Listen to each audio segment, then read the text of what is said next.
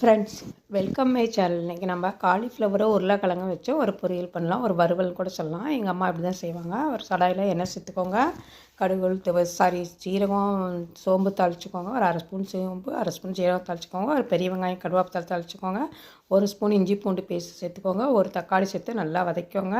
தேவையான உப்பு சேர்த்துக்கோங்க. இதுக்கு காலிஃப்ளவரை நான் நல்லா சுடு தண்ணியில் கழுவி வச்சுருக்கேன், அதுக்கு அதை சேர்த்துக்கோங்க. ஒரு 3 உருளைக்கிழங்கு கழுவி தோல் சீவி கட் பண்ணி வச்சுருக்கேன், அதையும் சேர்த்துக்கோங்க. தேவையான உப்பு சேர்த்துக்கோங்க, நல்லா கலந்து விட்டுக்கோங்க.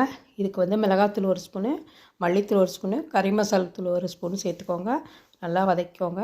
கொஞ்சமாக தண்ணி சேர்த்துக்கோங்க, ஒரு டம்ளர் தண்ணி சேர்த்துக்கோங்க. சும்மா சிம்பிளாக ஈஸியாக செஞ்சிடலாம், ஆனால் டேஸ்ட்டாக இருக்கும். சாம்பார் சாதம், ரசம் சாதம், தயிர் சாதம் எல்லாத்துக்குமே நல்லாயிருக்கும். பரவாயில்ல, மூடி போட்டு வச்சாச்சு. இப்போ தண்ணி சுண்டிடுச்சு, காய் நல்லா வெந்துருச்சு. சூப்பரான காலிஃப்ளவர் உருளைக்கிழங்கு வறுவல் ரெடி ஆயிடுச்சு. பிடிச்சிருந்தால் லைக் பண்ணுங்கள், ஷேர் பண்ணுங்கள், கமெண்ட் பண்ணுங்கள், சப்ஸ்கிரைப் பண்ணுங்கள். தேங்க்ஸ் ஃபார் வாட்சிங். சூப்பரான காலிஃப்ளவர் வறுவல் ரெடி.